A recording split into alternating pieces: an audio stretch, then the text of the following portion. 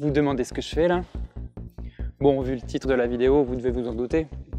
Vous avez tous entendu parler de Pokémon Go là récemment. Et pour cause, ce jeu est sorti le 6 juillet, il enregistre déjà des chiffres ahurissants. Si bien que ce jeu est déjà devenu un cas d'école et que ça vaut vraiment le coup d'en parler.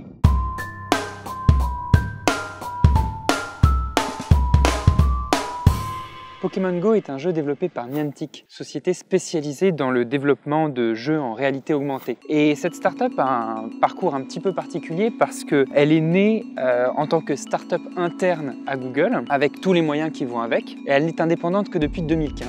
Bon, alors d'abord un petit rappel sur ce que c'est Pokémon. Si vous ne savez pas ce que c'est, vous êtes complètement passé à côté d'un phénomène générationnel et vous avez certainement eu une bien triste enfance. Ou alors vous êtes vieux, très vieux. Désolé si vous vous sentez concerné. Mais en gros, le jeu très succinctement, c'est de parcourir un univers et d'aller capturer des espèces de petits monstres qui ont des petits pouvoirs magiques, c'est très résumé, hein, et de les faire combattre entre eux. Monsieur Sacha, vous allez me faire le plaisir d'arrêter vos pratiques barbares. Ah mais je suis pas d'accord madame, ça n'a rien à voir avec de la barbarie ou je sais pas quoi.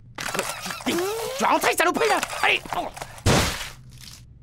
Eh merde. Alors déjà, ce qui est assez drôle dans l'histoire de Pokémon Go, c'est que le premier aperçu de ce concept de jeu est apparu au grand public en 2014, dans une vidéo Poisson d'avril faite par Google en collaboration avec Nintendo. Mais il y a fort à parier que cette blague n'en était pas réellement une, tant le faux jeu qui y est décrit ressemble à Pokémon Go. D'ailleurs, Niantic et la Pokémon Company travaillaient a priori déjà sur le concept du jeu depuis 1 an au moment de la vidéo. Et Niantic appartenait encore à Google à l'époque. Il est donc plus qu'improbable que Google n'en suce rien et que ce ne fût qu'une coïncidence. Donc personnellement, bien que Niantic n'apparaît pas au crédit de la vidéo, je pense qu'elle avait pour but de tester le marché et de voir si l'engouement pour un tel jeu serait présent. Si c'est bien ça, a priori, ils n'ont pas été déçus. Mais bon, la vraie question à se poser, c'est pourquoi un tel buzz? Parce que, honnêtement, regardez ça, faut pas déconner. Ces chiffres sont juste dingues. D'après Reuters, l'application est déjà installée sur 5% des Android en circulation aux États-Unis. C'est plus que Tinder.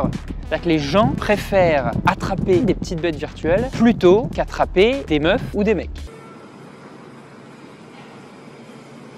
Alors je me moque, mais en vrai il y a de vraies raisons pour lesquelles ce jeu fonctionne si bien, on va le voir juste après. D'abord sur ce buzz, d'abord évidemment c'est la licence Pokémon qui est une licence qui est très suivie, un énorme phénomène comme je l'ai dit, donc forcément à chaque fois que Nintendo fait quoi que ce soit autour de Pokémon, il y a une énorme communauté qui va suivre ce qui va se passer. Donc déjà, il y a un énorme impact à la base. Donc ça, c'est le premier point qui explique l'ampleur de ce buzz. Mais il y a aussi le fait que ça touche une innovation technologique. Je pense honnêtement que Pokémon Go va marquer l'histoire des jeux vidéo comme étant le premier vrai et bon jeu en réalité augmentée. Et ça fait que Pokémon Go est aujourd'hui pionnier dans son domaine. Donc ça, c'est la deuxième raison, l'innovation technologique. Le dernier point qui explique ce buzz, c'est que Pokémon Go est un jeu qui est très bien pensé en termes de AARRR. Alors, R, ce sont des métriques qui ont été définies par Dave McClure, qui est un entrepreneur américain très renommé et qui est à l'origine, entre autres, de 500 Partners, qui est un fonds d'investissement américain, et qui permettent d'expliquer les 5 points importants à travailler qui permettent d'avoir une belle croissance dans une startup. Voyons un petit peu comment est-ce que Pokémon Go a très bien réussi à penser ces métriques R. D'abord, R, qu'est-ce que ça veut dire? Il y a le premier A, c'est acquisition. L'acquisition, c'est comment est-ce que le produit va obtenir ses utilisateurs. Et en l'occurrence, il y a 2 points. Le premier point, on l'a déjà vu, c'est l'énorme buzz qu'il a créé. Et les raisons de ce buzz, on les a déjà expliquées. Et le point 2, c'est la viralité. Et ça, on va l'expliquer après parce que justement, la viralité, c'est une autre de ces métriques.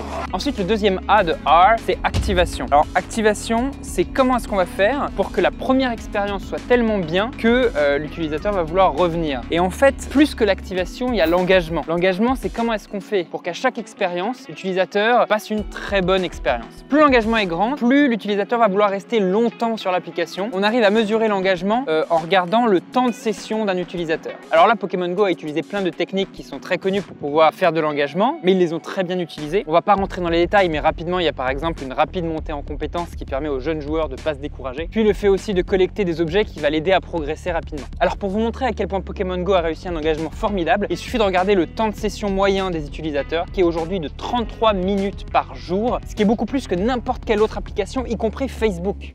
Donc ça, c'était pour l'engagement. Maintenant, on va regarder la rétention. La rétention, c'est comment est-ce qu'on va faire pour que les utilisateurs reviennent utiliser le produit. Alors évidemment, ici, la raison principale pour laquelle les utilisateurs reviennent régulièrement jouer à Pokémon Go tient à la nature même de Pokémon, c'est l'esprit de collection. C'est pas pour rien que la catchphrase de Pokémon, c'est Mais pourquoi se limiter à ce qu'on fait déjà depuis longtemps quand on a en plus l'occasion d'innover? Et là, Pokémon Go se démarque encore très bien avec des stratagèmes très bien trouvés. Par exemple, le fait que ça soit de la réalité augmentée, ça fait que à chaque fois qu'on va attraper un Pokémon, on va être dans un endroit différent, on va être avec des gens différents. Et même si on est au même endroit, en fait, l'expérience va forcément être différente puisque l'environnement qui nous entoure change constamment. Donc, chaque expérience sur Pokémon Go est unique. Et ça, c'est intéressant parce que ça incite les gens à revenir puisqu'ils vont découvrir encore une nouvelle expérience à chaque fois. Une autre chose qui va faire revenir les gens sur l'application, c'est le fait que lorsqu'on joue à Pokémon Go, on fait entre guillemets de l'exercice. On sort de chez soi, on marche. Donc du coup, on a l'impression de faire quelque chose de bien pour notre corps en même temps que de jouer. Et donc ça incite les gens à le faire.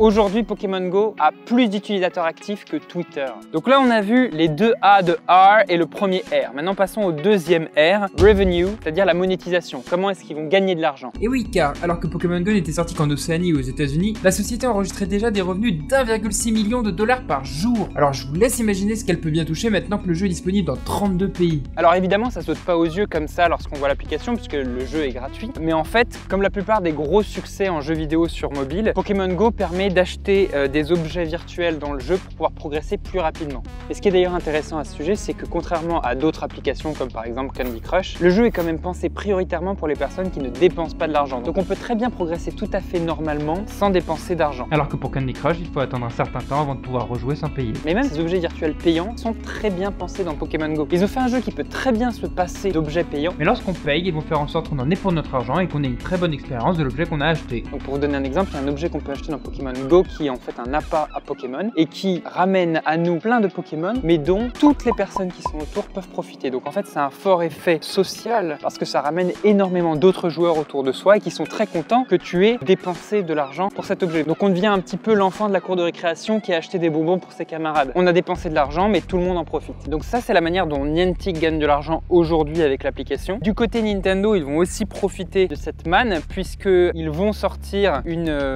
montre connectée spécialement pour Pokémon Go qui s'appelle la Go Plus, qui est déjà en rupture de stock et qui est déjà en vente sur eBay pour plusieurs centaines d'euros. Alors en gros, c'est une petite montre qui permet juste de nous alerter à tout moment dès qu'il y a un Pokémon autour de nous sans qu'on ait besoin d'ouvrir l'application sur notre téléphone. Donc ça, c'est pour le revenu. Et maintenant, le dernier R des métriques R, c'est Referral, c'est-à-dire en fait la manière avec laquelle chaque utilisateur acquis va nous permettre d'obtenir de nouveaux utilisateurs. En gros, la viralité quoi. Et bien là, ce qui est très fort avec Pokémon Go, c'est que du fait de son innovation, la réalité augmentée, il y a des centres d'intérêt particuliers dans le jeu qui sont communs à tous. Et ça veut dire que toutes les personnes qui jouent au jeu vont se réunir au même endroit. Donc, des gens extérieurs qui ne jouent pas à ce jeu vont voir plusieurs personnes rivées sur leur téléphone en train d'accourir à un même endroit où dans la réalité, il n'y a rien d'exceptionnel. Et donc, ils ne vont pas comprendre pourquoi il y a autant de gens qui se réunissent au même endroit avec la tête rivée sur leur téléphone. Oh my god. Everyone's just, well. Ils vont se poser des questions, vont comprendre que c'est Pokémon Go et en voyant l'engouement que les gens ont pour ce jeu, ils vont vouloir essayer. Enfin, le dernier point qui incite à la viralité, c'est que ce jeu nous fait vivre des expériences qui sont à chaque fois uniques, comme on l'a expliqué tout à l'heure. Et donc à chaque nouvelle expérience, on va vouloir faire une capture d'écran et la partager avec nos amis. Alors il y a des exemples de ça sur internet, vous pouvez voir des gens qui prennent des photos de Pokémon sur la tête d'autres personnes. Il y a des situations un petit peu ridicules qui peuvent apparaître en fonction de où apparaît le Pokémon. Et ça c'est rigolo et on le partage sur les réseaux sociaux avec nos amis. Et donc ça crée encore plus de viralité. Pour conclure, vous comprenez maintenant pourquoi Ce jeu est très bien pensé avec un business qui tourne bel et bien déjà actuellement. Mais ce qui est aussi intéressant, c'est que ce jeu ouvre plein d'autres opportunités de business. Et oui, parce que vous le voyez bien, ce jeu incite plein de personnes à se réunir à un endroit précis. Donc ça, c'est ce qu'on appelle du Web to Store. C'est la capacité à amener des personnes via le web dans des endroits physiques dans la vraie vie. Et ça a énormément de valeur parce que imaginez demain un business qui a envie de faire venir énormément de personnes dans sa boutique, et ben il va pouvoir payer Pokémon Go pour créer un centre virtuel de réunion sur Pokémon Go, ce qu'on appelle des Pokéstops dans le jeu, et il va faire venir plein de gens à son établissement. Alors aujourd'hui, c'est déjà un petit peu le cas parce qu'il y a déjà des Pokéstops qui sont au siège de certaines sociétés ou à proximité de restaurants. D'ailleurs, certains de ces derniers ont déjà très bien compris le potentiel du jeu pour leur business et font déjà tout pour accueillir les joueurs de leur mieux. Aujourd'hui, ces sociétés ne payent pas pour avoir ces Pokéstops, mais ça peut très bien être un business et ça sera certainement un business pour demain. D'ailleurs, certains agents immobiliers ont déjà bien compris que les Pokéstops donnaient bel et bien une valeur réelle à des emplacements et ne se sont pas fait attendre pour en tenir compte dans leur annonce et valoriser les appartements qu'ils vendent. L'autre chose qui est intéressante, c'est que ce jeu peut créer des business annexes. Et ça, on le voit déjà aux États-Unis avec des personnes qui proposent à des joueurs de les transporter en voiture d'un point A à un point B pour les faire progresser plus rapidement dans le jeu. Donc vous l'avez compris, c'est pas pour rien que ce jeu est un tel phénomène. C'est un vrai initiateur dans son domaine, un pionnier dans l'univers des jeux vidéo en réalité augmentée. Et d'ailleurs, grâce à ce jeu, la société Niantic, qui n'était valorisée que 150 millions de dollars en février 2016, est aujourd'hui estimée à plus de 3 milliards de dollars, soit une valorisation multipliée par 24 en moins de 5 mois. Et ce qui l'a fait évidemment entrer dans le prestigieux club des licornes. Même Nintendo a vu sa valorisation exploser avant que la société ne rappelle publiquement qu'elle n'est qu'un petit acteur du projet Pokémon Go et que le succès du jeu n'aurait que peu d'impact sur ses propres revenus. Au final, après stabilisation, ils sont tout de même passés d'une valorisation de 14 millions de dollars à 21 millions de dollars, soit une progression de 50% en moins d'un mois. Alors je vous ai jamais vraiment expliqué ce que c'était qu'une valorisation, on en parlera certainement dans une prochaine vidéo, mais grossièrement c'est ce qu'un acheteur devrait mettre sur la table si demain il voulait acquérir la société. Donc voilà pourquoi derrière Pokémon Go se cache un business extraordinaire et pourquoi ça valait le coup qu'on en parle. Voilà, cette vidéo est maintenant terminée. Alors comme vous pouvez le voir, je suis en vacances et je voulais absolument vous parler de ce phénomène parce que c'est hyper intéressant ce qui vient de se passer et c'est la raison pour laquelle je vous ai fait cette petite vidéo en même temps de vous faire profiter de mes vacances. Vous connaissez la rengaine, vous pouvez vous abonner pour continuer à voir les prochaines vidéos. Vous pouvez mettre un petit pouce en l'air si vous avez aimé la vidéo, un petit pouce par terre vers le sable si vous n'avez pas aimé la vidéo, partagez la vidéo si vous l'avez aimée et puis moi je vous dis à la prochaine fois et à très bientôt, je vous embrasse. Mais ce n'est pas si évident que ça parce que... Alors attendez, là j'ai juste... Il y a un Pokémon que j'ai pas qui apparaît à l'écran. Une seconde.